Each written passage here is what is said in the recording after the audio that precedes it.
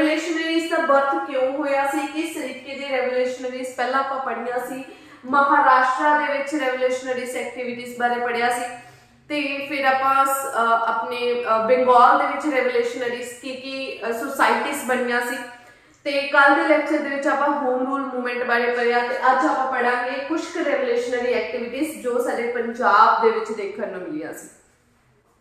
Revolutionary activities अगर पंजाब दे विच गल कीती जावे तां शहीद भगत सिंह जी दे चाचा जी अजीत सिंह जी दा नाम आउंदा है, वो भी एक रेवोल्यूशनरी लहर नूं बिलोंग करदे सन। सरदार Ajit Singh was the instrumental in lead a radical peasant movement पगड़ी संभाल देता। सो ਆਪਾਂ just exam point of view ਨਾਲ ਗੱਲ ਕਰਦੇ ਚੱਲਾਂਗੇ। सो शहीद भगत सिंह जी ਦੇ ਜੋ ਚਾਚਾ ਜੀ ਸਨ सरदार अजीत सिंह, ਉਹ ਵੀ रेवोल्यूशनरी एक्टिविटीज़ ਜਾਂ ਫਿਰ ਇੱਕ ਰੈਡੀਕਲ ਸੋਚ ਰੱਖਣ ਵਾਲੇ ਪਰਸਨ ਸਨ, ਤੇ ਉਹਨਾਂ ਨੇ ਪਗੜੀ ਸੰਭਾਲ ਜੱਟਾ ਮੂਵਮੈਂਟ ਸਟਾਰਟ ਕੀਤੀ ਸੀ। ਇਸ ਤੋਂ ਇਲਾਵਾ ਉਹਨਾਂ ਨੇ ਭਾਰਤ ਮਾਤਾ सोसाइटी, एग्जाम ਦੇ ਵਿੱਚ ਬਹੁਤ ਵਾਰ ਪੁੱਛਿਆ ਜਾਂਦਾ ਹੈ कि भारत माता जो सोसाइटी किसके द्वारा स्टार्ट की गई थी, तो मोस्ट ऑफ बच्चे शहीद भगत सिंह जी का नाम लेते हैं, बट दैट वाज रॉन्ग। जो भारत माता सोसाइटी है ये भी जो सरदार अजीत सिंह है उन्होंने द्वारा स्टार्ट की गई थी। इन 1907 ही वाज जेल इन मंडेला, ठीक है, उन्होंने 1907 ਦੇ ਵਿੱਚ ਮੰਡੇਲਾ ਜੇਲ੍ਹ ਦੇ ਵਿੱਚ ਭੇਜਿਆ ਗਿਆ ਸੀ। ਇਹ ਰਾਸ਼ ਬਿਹਾਰੀ ਬੋਸ ਜੀ ਨੂੰ ਵੀ ਮਿਲੇ ਸਨ।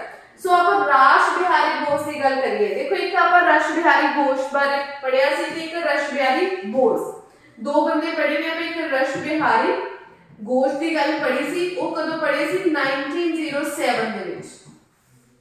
सूरत स्प्लिट सैशन जो आप सैशन पढ़िया सी, उस दे विच सूरत स्प्लिट सैशन दे विच 1907 दे विच जो होया सी, उस दे विच आप राश बिहारी घोष बारे पढ़िया सी। Who was Rash Bihari Ghosh?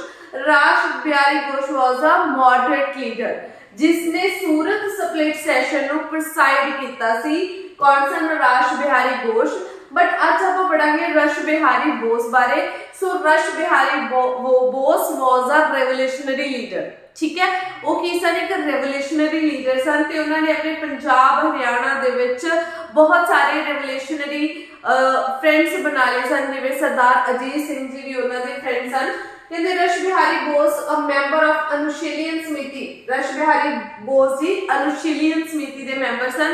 ये अनुशीलन समिति वही है जो बंगाल दे विच बनी सी, जिहदे दो ब्रांचेस सन, ढाका ब्रांच ते जुगांतरा ब्रांच।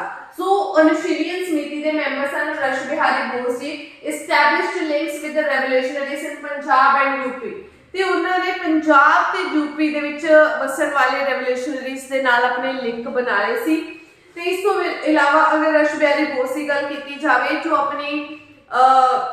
ਆਪਣੀ ਆਰਮੀ ਬਣੀ ਸੀ ਉਸ ਨੂੰ ਵੀ ਉਹਨਾਂ ਨੇ ਕਾਫੀ ਟਾਈਮ ਦੇ ਲਈ हैंडल किया सी रश बिहारी बोस ने। उस तो बाद उन्होंने ਉਹ ਵਾਲੀ उसकी बागडोर सुभाष चंद्र बोस जी के हाथ दे विच दे दी सी।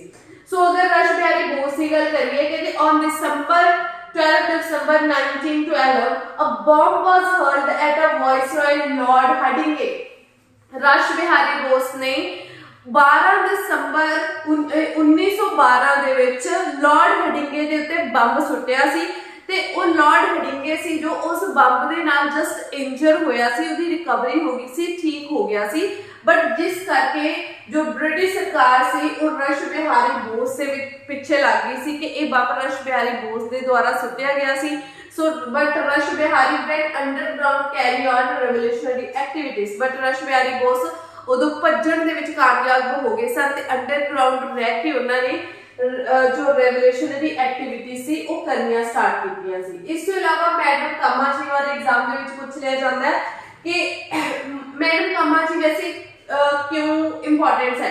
अगर मैडम कामा जी की गल की जाए तो मैडम कामा जी एक पर्शियन विमेन सन, ठीक है, पर्शियन लेडी सन।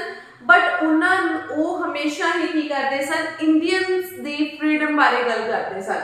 कहते madam Cama was a Parsi based Persian women revolutionary. वो एक रेवोल्यूशनरी उन्होंने इंडिया के विच की रेवोल्यूशनरी एक्टिविटीज के विच पार्टिसिपेट करना शुरू करता सी मैडम कामा ने। हर जर्नी तलवार supported revolutionary activities. She presented the demand for Indian independence at International Socialist Congress of 1907. देखो मैडम कामा जी है तो एक पर्शियन वीमन सन, बट वो हमेशा इंडिया की इंडिपेंडेंस की गल करते सन इंटरनेशनल लैवल के उत्ते। ते उन्होंने की कीता सी 1907 दे विच जर्मनी दे विच स्टटगर्ट दे विच जाके इंडिया दा झंडा लहराया सी। ये एग्जाम दे विच बहुत बार पूछा गया है ते हो सकता है कि नेक्स्ट फर्दर आने वाले एग्जाम दे विच पूछा जा सकता है कि जर्मनी दे स्टटगर्ट दे विच जाके इंडिया दा झंडा सी जो किसके द्वारा लहराया गया सी। तो आंसर होएगा मैडम कामा दे द्वारा। Madam Cama was a Persian woman. So ये गल्लां याद रखनियां ने, ये कुछ रेवोल्यूशनरी सी जो अपने छुट गए सी। सो देखो फर्स्टली ਆਪਾਂ ਜਦੋਂ ਸਟਾਰਟ ਕੀਤੀ ਸੀ ਆਪਣੀ ਮਾਡਰਨ ਹਿਸਟਰੀ ਆਪਾਂ ਸਟਾਰਟ ਕਿੱਥੋਂ ਕੀਤਾ ਸੀ, ਐਡਵੈਂਟ ਆਫ ਯੂਰਪੀਅਨ ਪਾਵਰਸ ਤੋਂ, ਕਿ ਇੰਡੀਆ ਦੇ ਵਿੱਚ ਯੂਰਪੀਅਨ ਪਾਵਰਸ ਇੰਡੀਆ ਦੇ ਵਿੱਚ ਕਿਸ ਤਰੀਕੇ ਦੇ ਉਹਨਾਂ ਦਾ ਟਾਈਮ ਪੀਰੀਅਡ ਰਿਹਾ। ਆਫਟਰ ਦੈਟ ਆਪਾਂ ਰਿਵੋਲਟ ਆਫ 1857 ਵਾਲਾ ਟਾਈਮ ਪੀਰੀਅਡ ਪਾਸ ਕੀਤਾ ਤੇ ਉਸ ਤੋਂ ਬਾਅਦ ਆਪਾਂ ਦੇਖਿਆ ਕਿ ਕਿਸ ਤਰੀਕੇ ਦੇ ਨਾਲ ਇੰਡੀਅਨ ਨੈਸ਼ਨਲ ਕਾਂਗਰਸ ਦੇ ਡਿਫਰੈਂਟ ਫੇਸਿਸ ਨੂੰ ਆਪਾਂ ਕਵਰ ਕਰਦੇ ਆਏ ਆ। ਤੇ ਅੱਜ ਆਪਾਂ ਸਟਾਰਟ ਕਰਨਾ ਹੈ ਮਹਾਤਮਾ ਗਾਂਧੀ ਦਾ ਟਾਈਮ ਪੀਰੀਅਡ ਤੇ ਨੈਸ਼ਨਲ ਮੂਵਮੈਂਟਸ ਬਾਰੇ, ਜੋ ਇੱਕ ਲਾਸਟ ਟੌਪਿਕ ਆਪਣੇ ਮਾਡਰਨ ਹਿਸਟਰੀ ਦਾ। ਸੋ ਮਹਾਤਮਾ ਗਾਂਧੀ ਜੀ ਬਾਰੇ ਆਪਾਂ ਦੇਖਾਂਗੇ ਕਮਿੰਗ ਆਫ ਮਹਾਤਮਾ ਗਾਂਧੀ। ਹੁਣ ਮਹਾਤਮਾ ਗਾਂਧੀ ਜੀ ਦਾ ਟਾਈਮ ਪੀਰੀਅਡ ਆਉਂਦਾ ਹੈ। ਮਹਾਤਮਾ ਗਾਂਧੀ ਜੀ ਦਾ ਜੋ ਜਨਮ ਸੀ ਉਹ 1869 ਪੋਰਬੰਦਰ ਦੇ ਵਿੱਚ ਹੋਇਆ ਸੀ। सो महात्मा गांधी जी दे जो उन्होंने पहरावे तो गैस नहीं करना कि वो किस तरीके की फैमिली दे विच उन्होंने जन्म लिया सी, वो उन्होंने अपनी इच्छा सी वो किस तरीके नाल रहना चाहते सन। महात्मा गांधी जी का जो जन्म सी वो 2 अक्तूबर सबनों पता है 2 अक्टूबर 1869 दे विच जो महात्मा गांधी जी का जन्म पोरबंदर दे विच होया सी। एक वधिया फैमिली, ठीक है, उन्होंने एक वधिया फैमिली दे विच उन्हां दा जो बर्थ सी वो होया सी बिकॉज उन्हां दे जो फादर सन वो दीवान सन एक प्रिंसली स्टेट ऑफ राजकोट दे, ठीक है, प्रिंसली स्टेट राजकोट दे दीवान सन उन्हां दे फादर। आफ्टर देखो उन्होंने जो अपनी स्कूल की एजुकेशन है वो इंडिया तो ही कंप्लीट की सी ते स्कूली एजुकेशन कंप्लीट करन तो बाद वो लंडन दे विच लॉ दी तैयारी करन दे ले गए सन, ठीक है, इंग्लैंड दे विच कहंदे वेंट टू इंग्लैंड, ठीक है, इंग्लैंड गए सन कादे लई ब्रिस्टल इन लॉ दी ਜਾਂ ਫਿਰ ਤੁਸੀਂ ਵਕੀਲ ਦੀ ਪੜ੍ਹਾਈ ਕਰਨ ਦੇ ਲਈ ਉਹ ਲੰਡਨ ਦੇ ਵਿੱਚ ਗਏ ਸਨ ਆਪਣੀ ਸਕੂਲੀ ਐਜੂਕੇਸ਼ਨ ਕਰਨ ਤੋਂ ਬਾਅਦ। ਤੇ 1891 ਦੇ ਵਿੱਚ ਉਹ ਬ੍ਰਿਸਟਲ ਇਨ ਲॉ ਦੇ ਵਿੱਚ ਡਿਗਰੀ ਲੈ ਕੇ ਵਾਪਸ ਆ ਗਏ ਸਨ।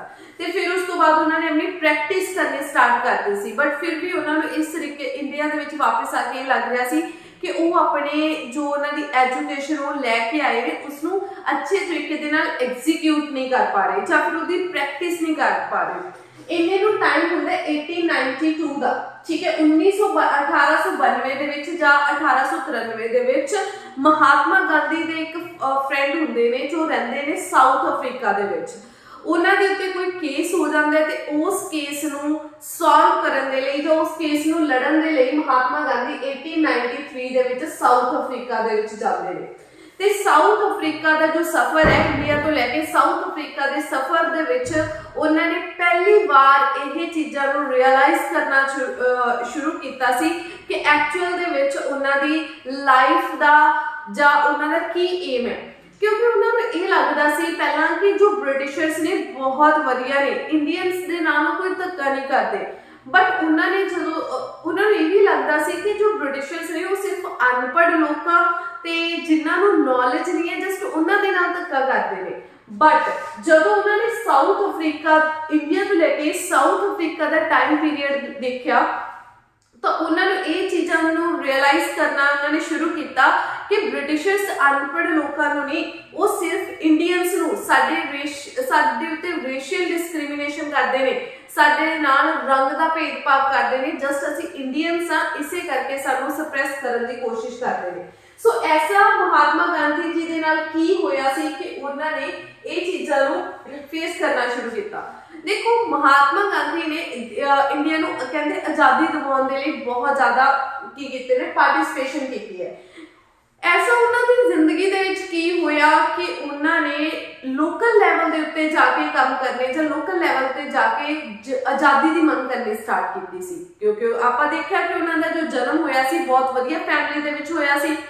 सो ये पिछे ये गल आती है कि महात्मा गांधी जी ने वो सब कुछ जो लोकल लोगों के नाल आम लोगों के नाल वापरदा सी उन्होंने ਆਪਣੇ ਉੱਤੇ ਵੀ ਹੰਢਾਇਆ ਸੀ। ਇਹ ਕਿਸ ਸਮੇਂ ਉਹਨਾਂ ਨੇ ਸਫ਼ਰ ਕੀਤਾ? ਜਦੋਂ ਉਹ ਇੰਡੀਆ ਤੋਂ ਕਿੱਥੇ ਗਏ ਸਨ? ਅਫਰੀਕਾ ਗਏ ਸਨ। ਕੁਝ ਇਨਸੀਡੈਂਟ ਉਹਨਾਂ ਦੇ ਐਸੇ ਉਹਨਾਂ ਦੇ ਨਾਲ ਹੋਏ ਤਾਂ ਉਹਨਾਂ ਨੂੰ ਇਹ ਚੀਜ਼ ਦਾ ਪਤਾ ਲੱਗਿਆ, ਇਹ ਚੀਜ਼ ਉਹਨਾਂ ਨੂੰ ਸਮਝ ਆਈ ਕਿ ਜੋ ਬ੍ਰਿਟਿਸ਼ ਸਰਕਾਰ ਨੇ, ਜੋ ਗੋਰੇ ਨੇ, ਸਿਰਫ ਇਹੀ ਜਾਣ ਕੇ ਕਿ ਸਾਡਾ ਰੰਗ ਕਾਲਾ ਹੈ, ਅਸੀਂ ਇੰਡੀਅਨਸ ਹਾਂ, ਸਾਡੇ ਉੱਤੇ ਜ਼ੁਲਮ ਕਰਦੇ ਨੇ। ਕੁਝ ਐਸੇ ਇਨਸੀਡੈਂਟ ਗਾਂਧੀ ਜੀ ਦੇ ਨਾਲ ਵੀ ਹੋਏ। ਉਹ ਕਿਹੜੇ ਸੀ? ਜੇ ਆਪਾਂ ਨਾਰਮਲ ਵਰਡਸ ਦੇ ਵਿੱਚ ਦੇਖਿਆ ਜਾਵੇ, ਜਦੋਂ ਗਾਂਧੀ ਜੀ ਨੇ ਆਪਣਾ ਸਾਊਥ ਅਫਰੀਕਾ ਦੇ ਲਈ ਟ੍ਰੇਨ ਫੜੀ, ਟ੍ਰੇਨ ਦੇ ਜਾਣਾ ਸੀ ਉਹਨਾਂ ਨੇ, ਜਦੋਂ ਉਹਨਾਂ ਨੇ ਟ੍ਰੇਨ ਲਈ ਤਾਂ ਉਹਨਾਂ ਨੇ ਇੱਕ ਬਿਜ਼ਨਸ ਕਲਾਸ ਦੀ ਜੋ ਟਿਕਟ ਸੀ ਉਹ ਪਰਚੇਸ ਕੀਤੀ, ਖਰੀਦੀ। ਦੇਖੋ, ਬਿਜ਼ਨਸ ਕਲਾਸ ਦੀ ਟਿਕਟ ਖਰੀਦੀ, ਦੈਟ ਮੀਨਸ ਗਾਂਧੀ ਜੀ ਜੋ ਫਾਈਨੈਂਸ਼ੀਅਲੀ ਸੀ ਬਹੁਤ ਜ਼ਿਆਦਾ ਸਟੇਬਲ ਸੀ, ਤੇ ਇਸ ਤੋਂ ਇਲਾਵਾ ਉਹਨਾਂ ਦਾ ਜੋ ਪਹਿਰਾਵਾ ਸੀ ਉਹ ਵੀ ਬਿਲਕੁਲ ਜੈਂਟਲਮੈਨ ਵਰਗਾ ਸੀ। ਠੀਕ ਹੈ, ਜਦੋਂ ਉਹਨਾਂ ਨੇ ਆਪਣਾ ਟਿਕਟ ਖਰੀਦੀ ਬਿਜ਼ਨਸ ਕਲਾਸ ਦੀ, ਜਦੋਂ ਉੱਥੇ ਉਹਨਾਂ ਨੇ ਐਂਟਰ ਕੀਤਾ ਬਿਜ਼ਨਸ ਕਲਾਸ ਦੇ ਵਿੱਚ, ਤਾਂ ਉੱਥੇ ਬ੍ਰਿਟਿਸ਼ਰਸ ਬੈਠੇ ਸਨ ਤੇ ਬ੍ਰਿਟਿਸ਼ਰਸ ਨੇ ਮਹਾਤਮਾ ਗਾਂਧੀ ਨੂੰ ਉੱਥੋਂ ਲੱਤ ਦੀ ਠੋਕਰ ਮਾਰ ਕੇ ਬਾਹਰ ਕੱਢ ਦਿੱਤਾ। ਤੇ ਉਹ ਸਫ਼ਰ ਗਾਂਧੀ ਜੀ ਨੇ ਰੇਲ ਚਲਾਉਣ ਵਾਲੇ ਜੋ ਕੋਲਾ ਅੰਦਰ ਸੁੱਟ ਰਿਹਾ ਸੀ ਰੇਲ ਦੇ ਅੰਦਰ, ਉਸ ਦੇ ਨਾਲ ਉਸ ਡੱਬੇ ਦੇ ਵਿੱਚ ਬੈਠ ਕੇ ਸਫ਼ਰ ਕੀਤਾ। ਇਸ ਤੋਂ ਇਲਾਵਾ ਜਦੋਂ ਉਹ ਉੱਥੇ ਪਹੁੰਚੇ ਤਾਂ ਉਹਨਾਂ ਨੂੰ ਹੋਟਲ ਦੇਣ ਦੇ ਲਈ ਮਨਾ ਕਰ ਦਿੱਤਾ। ਇਹ ਗੱਲ ਇਹ ਨਹੀਂ ਸੀ ਕਿ ਉਹਨਾਂ ਕੋਲ ਹੋਟਲ ਦਾ ਕਮਰਾ ਲੈਣ ਦੇ ਲਈ ਪੈਸੇ ਨਹੀਂ ਸਨ, ਗੱਲ ਇਹ ਸੀ ਕਿ ਉਹ ਇੰਡੀਅਨ ਸਨ, ਜਿਸ ਕਰਕੇ ਉਹਨਾਂ ਨੂੰ ਹੋਟਲ ਦੇ ਵਿੱਚ ਕਮਰਾ ਲੈਣ ਤੋਂ ਵੀ ਦੇਣ ਤੋਂ ਵੀ ਮਨਾ ਕਰ ਦਿੱਤਾ ਗਿਆ ਸੀ। ਸੋ ਇਹਨਾਂ ਚੀਜ਼ਾਂ ਨੇ ਗਾਂਧੀ ਜੀ ਨੂੰ ਅੰਦਰ ਤੱਕ ਝੰਜੋੜ ਕੇ ਰੱਖਿਆ। ਤਾਂ ਉਸ ਤੋਂ ਬਾਅਦ ਉਹਨਾਂ ਦੇ ਅੰਦਰ ਇਹ ਚੀਜ਼ ਆਈ ਕਿ ਮੈਂ ਆਪਣੇ ਦੇਸ਼ ਨੂੰ ਆਜ਼ਾਦੀ ਦਿਵਾਉਣੀ ਹੈ ਤੇ ਦੇਸ਼ ਨੂੰ ਬ੍ਰਿਟਿਸ਼ਰਸ ਦੇ ਜ਼ੁਲਮਾਂ ਤੋਂ ਬਚਾਉਣਾ। ਸੋ ਆਪਾਂ ਦੇਖਦੇ ਹਾਂ, ਕਹਿੰਦੇ extreme racial discrimination against Indian and Africans by British and the Boers. Gandhi himself faced discrimination on many occasions. ਕਹਿੰਦੇ ਗਾਂਧੀ ਜੀ ਨੇ ਪਹਿਲਾਂ ਇਹ ਚੀਜ਼ਾਂ ਸੁਣਦੇ ਸਨ ਕਿ ਜੋ ਬ੍ਰਿਟਿਸ਼ਰਸ ਨੇ ਉਹ ਇੰਡੀਅਨਸ ਦੇ ਨਾਲ ਭੇਦਭਾਵ ਕਰਦੇ ਨੇ, ਡਿਸਕ੍ਰਿਮੀਨੇਸ਼ਨ ਕਰਦੇ ਨੇ, ਬਟ ਕਾਫੀ ਐਸੇ ਓਕੇਜ਼ਨ ਵੀ ਹੋਏ ਜਿੱਥੇ ਗਾਂਧੀ ਜੀ ਨੇ ਖੁਦ ਵੀ ਇਹ ਡਿਸਕ੍ਰਿਮੀਨੇਸ਼ਨ, ਭੇਦਭਾਵ ਸੀ ਜੋ ਫੇਸ ਕੀਤਾ ਸੀ। ਜਦੋਂ ਗਾਂਧੀ ਜੀ ਕਹਿੰਦੇ Gandhi arrived in Durban, Natal in 1893 to serve as a legal contributor to merchant ਦਾਦਾ ਅਬਦੁੱਲਾ। ਕਹਿੰਦੇ ਜਦੋਂ ਗਾਂਧੀ ਜੀ ਆਪਣੇ ਸਾਊਥ ਅਫਰੀਕਾ ਗਾਂਧੀ ਜੀ ਨੇ ਜਾਣਾ ਸੀ ਆਪਣੇ ਫਰੈਂਡ ਨੂੰ ਲੀਗਲ ਏਡ ਦੇਣ ਦੇ ਲਈ, ਸਹਾਇਤਾ ਦੇਣ ਦੇ ਲਈ, ਦਾਦਾ Abdullah asked him to undertake a rail to Pretoria, transversal a journey which first took Gandhi to ਨਟਲ। ਦੇਖੋ ਇਹ ਕੀ ਸੀ, ਕਹਿੰਦੇ ਗਾਂਧੀ ਜੀ ਨੂੰ ਜਦੋਂ ਅਬਦੁੱਲਾ ਨੇ ਬੁਲਾਇਆ ਲੀਗਲ ਏਡ ਲੈਣ ਦੇ ਲਈ ਤਾਂ ਗਾਂਧੀ ਜੀ ਨੇ ਸਫ਼ਰ ਕਰਨਾ ਸੀ ਟ੍ਰੇਨ ਦੇ ਉੱਤੇ, ਜੋ ਮੈਂ ਆਲਰੇਡੀ ਦੱਸ ਚੁੱਕੀ ਹਾਂ ਕਿ ਉਹਨਾਂ ਨੇ ਫਸਟ ਕਲਾਸ ਕੰਪਾਰਟਮੈਂਟ ਦੀ ਕੀ ਲਈ ਟਿਕਟ ਲਈ। ਬਟ ਜਦੋਂ ਗਾਂਧੀ ਜੀ ਉੱਥੇ ਉਹਨਾਂ ਨੇ ਐਂਟਰ ਕੀਤਾ, a white person who entered the compartment has hastened to the summon the white railway officials who ordered Gandhi to remove himself to the van compartment। ਕਹਿੰਦੇ ਉਹਨਾਂ ਨੇ ਗਾਂਧੀ ਜੀ ਨੂੰ first class business class first class compartment ਦੇ ਵਿੱਚੋਂ ਬਾਹਰ ਕੱਢਣ ਦੇ ਲਈ ਕਿਹਾ ਤੇ ਉਹਨਾਂ ਨੂੰ ਵੈਨ ਕੰਪਾਰਟਮੈਂਟ ਦੇ ਵਿੱਚ ਰਾਤ ਗੁਜ਼ਾਰਨ ਦੇ ਲਈ ਕਿਹਾ। ਇਸ ਤੋਂ ਇਲਾਵਾ ਗਾਂਧੀ ਜੀ ਨੂੰ ਹੋਟਲ ਦੇ ਵਿੱਚ ਕਮਰਾ ਦੇਣ ਤੋਂ ਵੀ ਮਨਾ ਕਰ ਦਿੱਤਾ ਗਿਆ ਸੀ। So when his case work was over, Gandhi decided to stay in South Africa to fight for the rights of Indians। ਜਦੋਂ ਗਾਂਧੀ ਜੀ ਨੇ ਖੁਦ ਇਹ ਚੀਜ਼ਾਂ ਨੂੰ, ਇਹਨਾਂ ਭੇਦਭਾਵਾਂ ਨੂੰ, ਇਹਨਾਂ ਡਿਸਕ੍ਰਿਮੀਨੇਸ਼ਨਸ ਨੂੰ ਫੇਸ ਕੀਤਾ, ਤਾਂ ਜਦੋਂ ਗਾਂਧੀ ਜੀ ਦਾ ਜੋ ਕੇਸ ਸੀ, ਉਹ ਲੀਗਲ ਜੋ ਕੰਮ ਸੀ ਗਾਂਧੀ ਜੀ ਦਾ ਸਾਊਥ ਅਫਰੀਕਾ ਦੇ ਵਿੱਚ ਖਤਮ ਹੋਇਆ। ਉਸ ਤੋਂ ਬਾਅਦ ਗਾਂਧੀ ਜੀ ਨੇ ਇਹ ਚੀਜ਼ ਡਿਸਾਈਡ ਕੀਤੀ ਕਿ ਮੈਂ ਸਾਊਥ ਅਫਰੀਕਾ ਦੇ ਵਿੱਚ ਹੀ ਰਵਾਂਗਾ ਤੇ ਇੰਡੀਅਨਸ ਦੇ ਹੱਕਾਂ ਦੇ ਲਈ ਲੜਾਂਗਾ, ਇੰਡੀਅਨਸ ਨੂੰ ਉਹਨਾਂ ਦੇ ਹੱਕ ਦਿਵਾ ਕੇ ਜਾਵਾਂਗਾ। Gandhi ji 20 years long political career in south Africa. ਦੇਖੋ ਗਾਂਧੀ ਜੀ ਸਿਰਫ ਇੱਕ ਲੀਗਲ ਏਡ ਦੇਣ ਦੇ ਲਈ, ਇੱਕ ਕੇਸ ਸੋਲਵ ਕਰਨ ਦੇ ਲਈ ਕਿੱਥੇ ਗਏ ਸਨ? ਸਾਊਥ ਅਫਰੀਕਾ ਗਏ ਸਨ। ਬਟ ਉਹਨਾਂ ਦਾ ਰਾਜਨੀਤਿਕ ਜੋ ਕਰੀਅਰ ਸੀ ਸਾਊਥ ਅਫਰੀਕਾ ਦੇ ਵਿੱਚ ਪੂਰੇ 20 ਸਾਲ ਚੱਲਿਆ। ਦੈਟ ਮੀਨਸ 20 ਸਾਲ ਰਹੇ ਗਾਂਧੀ ਜੀ ਸਾਊਥ ਅਫਰੀਕਾ ਦੇ ਵਿੱਚ।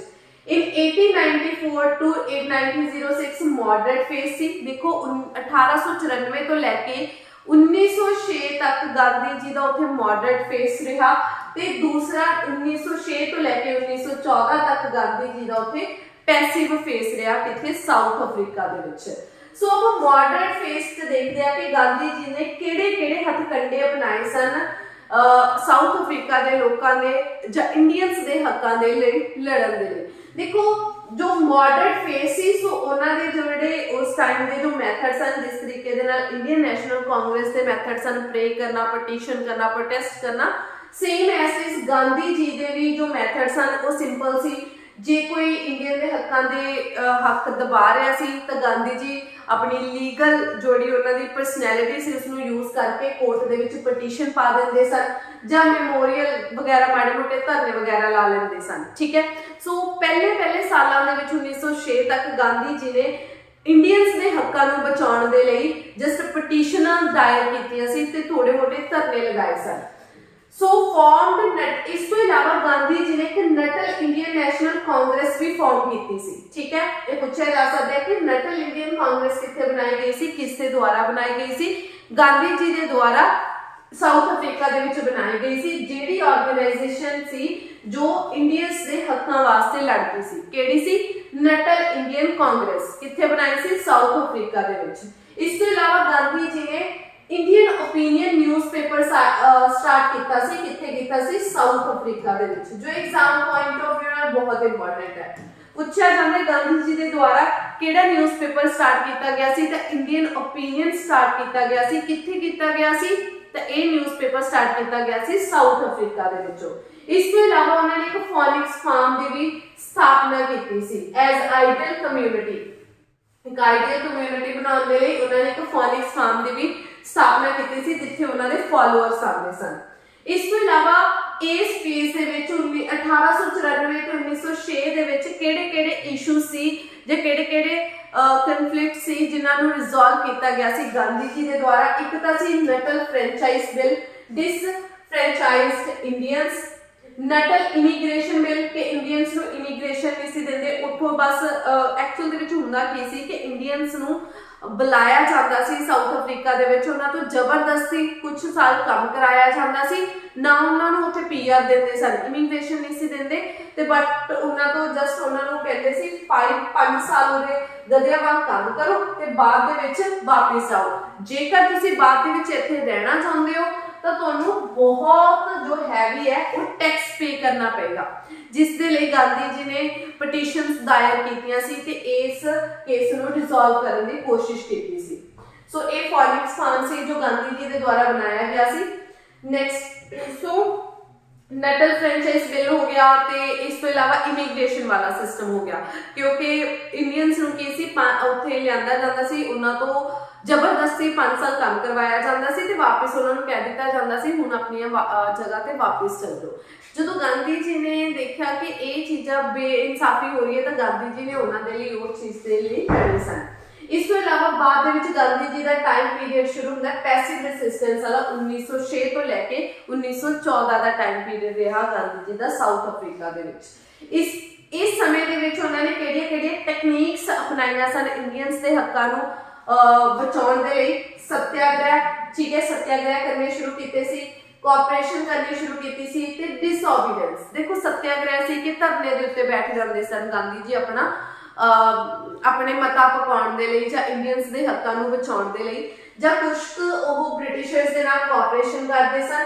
ਤੇ ਸਿਵਲ ਡਿਸਓਬੀਡੈਂਸ ਦਾ ਮਤਲਬ ਕੀ ਹੈ ਕਿ ਉਹਨਾਂ ਨੇ ਸਿਵਲ ਡਿਸਓਬੀਡੈਂਸ ਦਾ ਮਤਲਬ ਹੀ ਕੀ ਹੈ ਕਿ ਜੋ ਬ੍ਰਿਟਿਸ਼ਰਸ ਦਾ ਅਗਰ ਕੋਈ ਲਾਅ ਪਸੰਦ ਨਹੀਂ ਆ ਰਿਹਾ ਜਾਂ ਉਹ ਇੰਡੀਅਨਸ ਦੇ ਹੱਕਾਂ ਨੂੰ ਹਾਰਮ ਕਰ ਰਿਹਾ ਤਾਂ ਉਸ ਲਾਅ ਨੂੰ ਮੰਨਣ ਦੇ ਲਈ ਸਾਫ਼ ਕੀ ਕਰ ਦੇਣਾ? ਇਨਕਾਰ ਕਰ ਦੇਣਾ। ਠੀਕ ਹੈ, ਸੋ ਇਹ 3 ਮੈਥਡ ਸੀ ਜਾਂ ਟੈਕਨੀਕ ਸੀ ਜੋ ਗਾਂਧੀ ਜੀ ਦੇ ਦੁਆਰਾ 1906 ਤੋਂ ਲੈ ਕੇ 1914 ਤੱਕ ਅਪਣਾਈਆਂ ਗਈਆਂ ਸਨ ਇੰਡੀਅਨਸ ਦੇ ਰਾਈਟਸ ਨੂੰ ਬਚਾਉਣ ਦੇ ਲਈ। ਕਿਹੜੀਆਂ ਸੀ?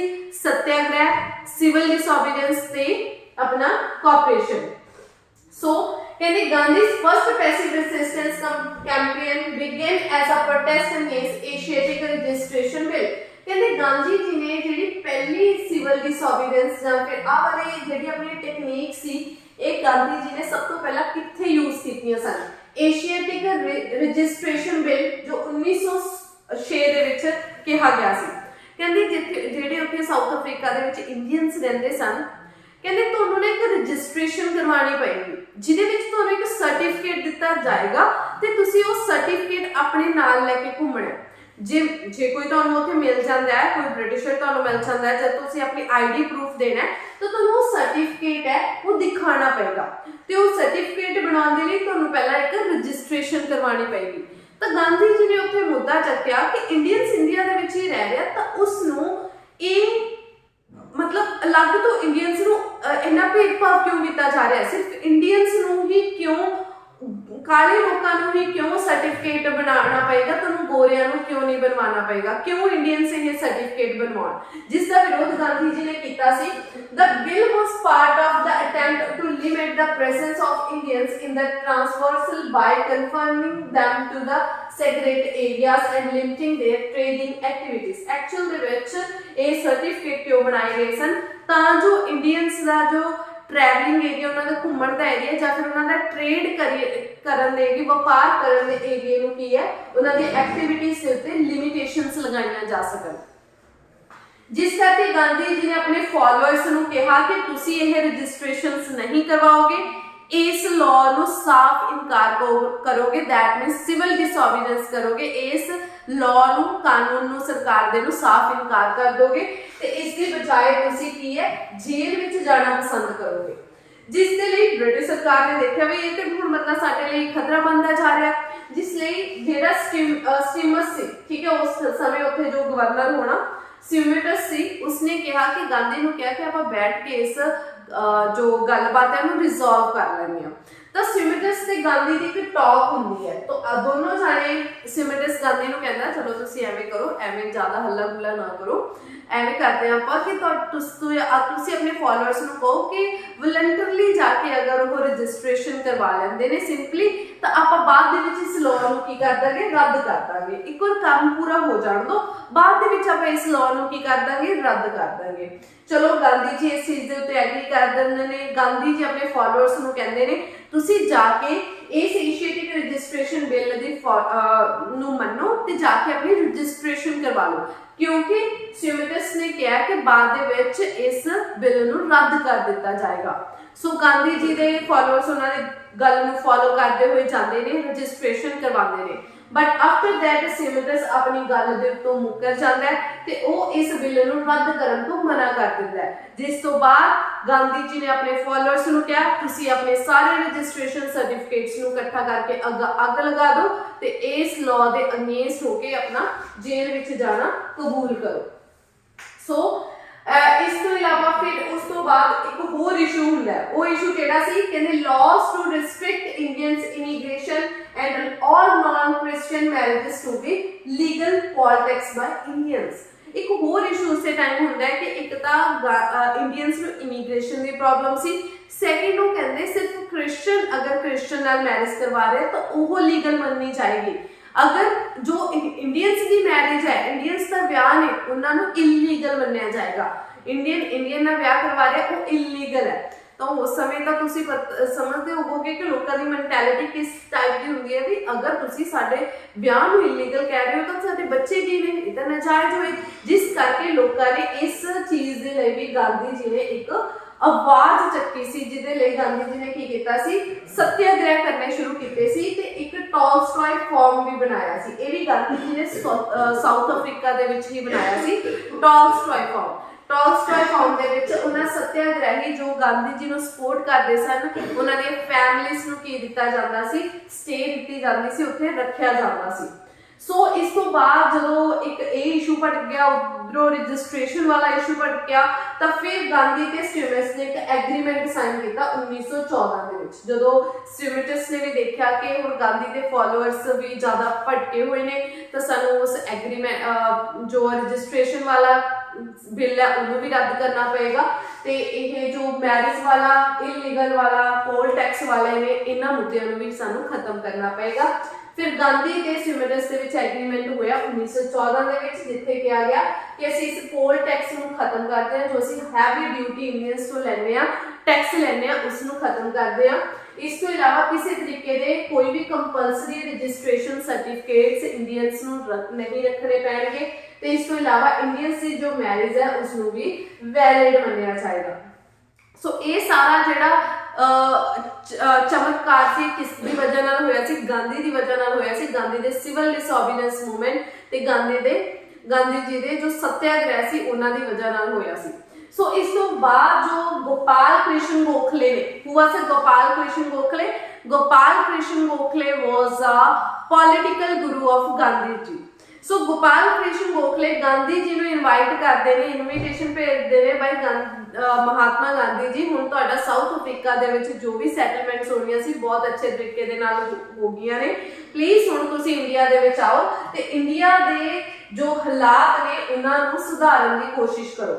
ਇਹ ਟਾਈਮ ਪੀਰੀਅਡ ਹੈ 1914 ਦਾ ਤੇ ਸਭ ਨੂੰ ਪਤਾ ਹੈ ਕਿ 1914 ਦੇ ਵਿੱਚ ਵਰਲਡ ਵਾਰ ਵਿਸ਼ਵ ਯੁੱਧ 1 ਸਟਾਰਟ ਹੋ ਚੁੱਕਿਆ ਸੀ ਤੇ ਗਾਂਧੀ ਜੀ ਨੇ 1914 ਦੇ ਵਿੱਚ ਗੋਪਾਲ ਕ੍ਰਿਸ਼ਨ ਗੋਖਲੇ ਜੀ ਦਾ ਜਦੋਂ ਇਨਵੀਟੇਸ਼ਨ ਦੇਖਿਆ ਤਾਂ ਉਹਨਾਂ ਨੇ ਡਿਸਾਈਡ ਕੀਤਾ ਵਾਪਸ ਇੰਡੀਆ ਆਉਣ ਦੇ ਲਈ। ਬਟ ਇੰਡੀਆ 'ਚ ਆਉਣ ਤੋਂ ਪਹਿਲਾਂ ਗਾਂਧੀ ਜੀ ਕਿੱਥੇ ਜਾਂਦੇ ਨੇ? ਉਹ ਇੰਗਲੈਂਡ ਜਾਂਦੇ ਨੇ। Then back to India in 1950 1914 ਦੇ ਵਿੱਚ ਉਹ ਕਿੱਥੇ ਜਾਂਦੇ ਨੇ? ਇੰਗਲੈਂਡ ਜਾਂਦੇ ਨੇ ਤੇ ਫਿਰ 9 ਜਨਵਰੀ 1915 ਨੂੰ ਵਾਪਸ ਕਿੱਥੇ ਆਉਂਦੇ ਨੇ? ਇੰਡੀਆ ਦੇ ਵਿੱਚ ਆਉਂਦੇ ਨੇ, ਜਿਸ ਵਜ੍ਹਾ ਕਰਕੇ 9 ਜਨਵਰੀ ਨੂੰ ਕੀ ਕਿਹਾ ਜਾਂਦਾ ਹੈ? ਪ੍ਰਵਾਸੀ ਭਾਰਤੀ ਦਿਵਸ ਮਨਾਇਆ ਜਾਂਦਾ ਹੈ ਕਿਉਂਕਿ ਇਸ ਦਿਨ ਮਹਾਤਮਾ ਗਾਂਧੀ ਜੀ ਵਾਪਸ ਇੰਡੀਆ ਆਏ ਸਨ।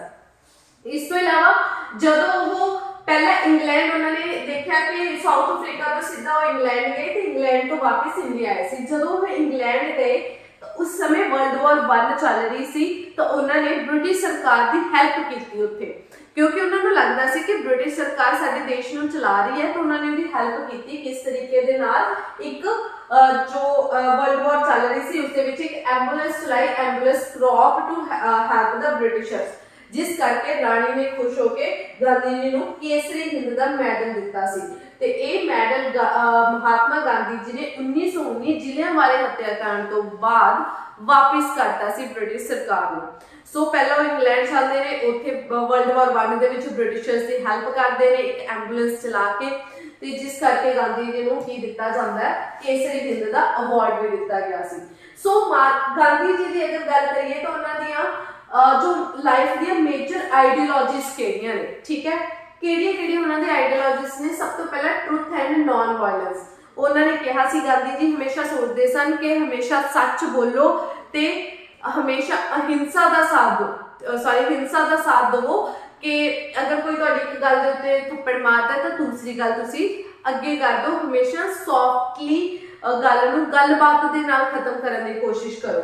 ਇਸ ਤੋਂ ਇਲਾਵਾ ਸੈਕੰਡ ਆਈਡੀਓਲੋਜੀ ਸੀ ਸੱਤਿਆਗ੍ਰਹਿ। ਸੱਤਿਆਗ੍ਰਹਿ ਤਾਂ ਤੁਹਾਨੂੰ ਪਤਾ ਹੀ ਹੈ ਜਿਸ ਤਰੀਕੇ ਦੇ ਨਾਲ ਬੰਦਾ ਪ੍ਰੋਟੈਸਟ ਤੇ ਬੈਠਦਾ ਹੈ। ਕਹਿੰਦੇ satyagraha mean the exercise of the protest sole force against all forms of injustice, oppressions and exploitations। ਕਹਿੰਦੇ ਕਿ ਸੋਲ ਫੋਰਸ ਹੈ, ਆਤਮਾ ਦੀ ਸ਼ਕਤੀ ਹੈ ਜੋ ਸੱਤਿਆਗ੍ਰਹਿ ਹੈ, ਹਰੇਕ ਤਰੀਕੇ ਦੇ ਅਨਿਆਂ ਕਰਨ ਦੇ ਲਈ ਜਾਂ ਕੋਈ ਕਿਸੇ ਨੂੰ ਸਪਰੈਸ ਕਰ ਰਿਹਾ ਜਾਂ ਕਿਸੇ ਨੂੰ ਐਕਸਪਲੋਇਟ ਕਰ ਰਿਹਾ। ਇਸ ਤੋਂ ਇਲਾਵਾ ਲਾਈਫ ਦੇ ਵਿੱਚ ਸਰਵੋਦਿਆ, ਠੀਕ ਹੈ, ਸਰਵੋਦਿਆ ਦਾ ਮਤਲਬ ਕੀ ਸੀ? ਗਾਂਧੀ ਜੀ ਨੇ ਸ਼ੁਰੂ ਕੀਤਾ ਸੀ ਜੋ ਸਰਵੋਦਿਆ ਸੀ। ਸਰਵੋਦਿਆ ਦਾ ਮਤਲਬ ਪੁੱਛਿਆ ਜਾਂਦਾ ਐਗਜ਼ਾਮ ਦੇ ਵਿੱਚ, what is the meaning of Sarvodaya? ਤਾਂ ਉਹਦਾ ਮਤਲਬ ਹੁੰਦਾ ਹੈ ਕਿ ਪੂਰੇ ਯੂਨੀਵਰਸ ਨੂੰ, ਪੂਰੇ ਬ੍ਰਹਿਮੰਡ ਨੂੰ ਅਪਲਿਫਟ ਕਰਨਾ, ਬ੍ਰਹਿਮੰਡ ਦੇ ਵਿੱਚ ਰਹਿਣ ਵਾਲੇ ਹਰ ਇੱਕ ਲੋਕਾਂ ਨੂੰ ਉੱਪਰ ਚੱਕਣਾ, ਅਪਲਿਫਟ ਕਰਨਾ। ਐਂਟੀਓਦਿਆ ਦਾ ਮਤਲਬ ਹੁੰਦਾ ਪੂਰ ਲੋਕਾਂ ਨੂੰ ਅਪਲਿਫਟ ਕਰਨਾ। ਉਸੇ ਤਰੀਕੇ ਦੇ ਨਾਲ ਸਰਵੋਦਿਆ ਦਾ ਮਤਲਬ ਕੀ ਹੈ? ਪੂਰੇ ਸਭ ਦੀ ਕੀ ਕਰਨੀ? ਪ੍ਰੋਗਰੈਸ ਕਰਨੀ, ਸਭ ਨੂੰ ਅੱਗੇ ਲੈ ਕੇ ਚੱਲਣਾ। ਇਹ ਵਾਲੀ ਜੋ ਟਰਮ ਸੀ ਗਾਂਧੀ ਜੀ ਨੇ ਕਿੱਥੋਂ ਲਈ ਸੀ? ਜੌਨ ਰਸਕਿਨ ਦੀ ਬੁੱਕ ਤੋਂ। ਕਿਹੜੀ ਸੀ ਉਹ? ਔਨ ਟੂ ਦਿਸ ਲਾਸਟ ਤੋਂ ਇਹ ਟਰਮ ਉਹਨਾਂ ਨੇ ਚੱਕੀ ਸੀ। ਇਸ ਤੋਂ ਇਲਾਵਾ ਸਵਰਾਜ, ਕਿ ਸਾਡੇ ਦੇਸ਼ ਨੂੰ ਕੀ ਮਿਲਣੀ ਚਾਹੀਦੀ ਹੈ? ਸੁਤੰਤਰਤਾ ਮਿਲਣੀ ਚਾਹੀਦੀ ਹੈ। ਠੀਕ ਹੈ ਜੀ। ਇਸ ਤੋਂ ਇਲਾਵਾ ਸਵਦੇਸ਼ੀ ਤਾਂ ਉਹਨਾਂ ਦੀ ਸਭ ਤੋਂ ਜ਼ਿਆਦਾ ਇੰਪੋਰਟੈਂਟ ਸੀ। ਸਵਦੇਸ਼ੀ ਦਾ ਮਤਲਬ ਕੀ ਸੀ ਕਿ ਆਪਣੇ ਆਪ ਦੇ ਵਿੱਚ ਆਤਮ ਵਿਸ਼ਵਾਸ ਲੈ ਕੇ ਆਉਣ ਦੇ ਲਈ ਸਭ ਤੋਂ ਪਹਿਲਾਂ ਆਪਣੇ ਆਪ ਨੂੰ ਆਤਮ ਨਿਰਭਰ ਹੋਣਾ ਪੈਂਦਾ ਹੈ। ਵਿਦੇਸ਼ਾਂ ਚੋਂ ਲਿਆਈਆਂ ਜਦੋਂ ਚੀਜ਼ਾਂ ਨੂੰ ਅਸੀਂ ਯੂਜ਼ ਕਰਦੇ ਹਾਂ ਤਾਂ ਅਸੀਂ ਆਪਣੇ ਆਪ ਨੂੰ ਖੁਦ ਹੀ ਵਿਦੇਸ਼ੀਆਂ ਦੇ ਅੱਗੇ ਪਰੋਸ ਕੇ ਰੱਖ ਦਿੰਦੇ ਹਾਂ। ਗਾਂਧੀ ਜੀ ਨੇ ਗੱਲ ਕਹੀ ਸੀ ਕਿ ਅੰਗਰੇਜ਼ਾਂ ਨੇ ਸਾਡੇ ਉੱਤੇ ਰਾਜ ਨਹੀਂ ਕੀਤਾ ਜਾਂ ਸਾਡੇ ਉੱਤੇ ਕਬਜ਼ਾ ਨਹੀਂ ਕੀਤਾ, ਇੰਡੀਆ ਦੇ ਉੱਤੇ ਕਬਜ਼ਾ ਨਹੀਂ ਕੀਤਾ। ਈਵਨ ਕਿ ਇੰਡੀਅਨਸ ਨੇ ਇੰਡੀਆ ਨੂੰ ਥਾਲੀ 'ਚ ਪਰੋਸ ਕੇ ਬ੍ਰਿਟਿਸ਼ਰਸ ਨੂੰ ਦਿੱਤਾ, ਆਓ ਤੇ ਲੈ ਲਓ। ਸੋ ਉਹਨਾਂ ਨੇ ਸਵਦੇਸ਼ੀ ਕਿਹਾ ਸੀ ਭਈ ਆਪਣੇ ਜੋ ਛੋਟੇ ਲਘੂ ਉਦਯੋਗ ਲਗਾਓ, ਲੋਕਲ ਲੈਵਲ ਦੇ ਉੱਤੇ ਗਵਰਨਮੈਂਟ ਲੈ ਕੇ ਆਓ, ਆਪਣੇ ਵੱਲੋਂ ਬਣਾਏ, ਇੰਡੀਅਨਸ ਵੱਲੋਂ ਬਣਾਏ ਜੋ ਸਕੂਲ, ਐਜੂਕੇਸ਼ਨਲ ਇੰਸਟੀਟਿਊਸ਼ਨਸ ਨੇ, ਲੀਗਲ ਏਡਸ ਨੇ, ਇਹ ਸਭ ਕੁਝ ਤੁਸੀਂ ਕੀ ਕਰੋ, ਇੰਡੀਅਨਸ ਦਾ ਹੀ ਯੂਜ਼ ਕਰੋ। ਸੋ ਹੋਪਫੁਲੀ ਤੁਹਾਨੂੰ ਅੱਜ ਦਾ ਲੈਕਚਰ ਪਸੰਦ ਆਇਆ ਹੋਵੇਗਾ। ਕੱਲ ਆਪਾਂ ਦੇਖਾਂਗੇ ਕਿ ਗਾਂਧੀ ਜੀ ਕਿਸ ਤਰੀਕੇ ਦੇ ਨਾਲ ਸੱਤਿਆਗ੍ਰਹਿ ਕਰਦੇ ਨੇ, ਠੀਕ ਹੈ। ਇੰਡੀਆ ਦੇ ਵਿੱਚ ਕਿਹੜੀਆਂ ਐਕਟੀਵਿਟੀਜ਼ ਹੁੰਦੀਆਂ ਨੇ ਗਾਂਧੀ ਜੀ ਵੱਲੋਂ, ਕੱਲ ਦੇ ਲੈਕਚਰ ਦੇ ਵਿੱਚ ਡਿਸਕਸ ਕਰਾਂਗੇ।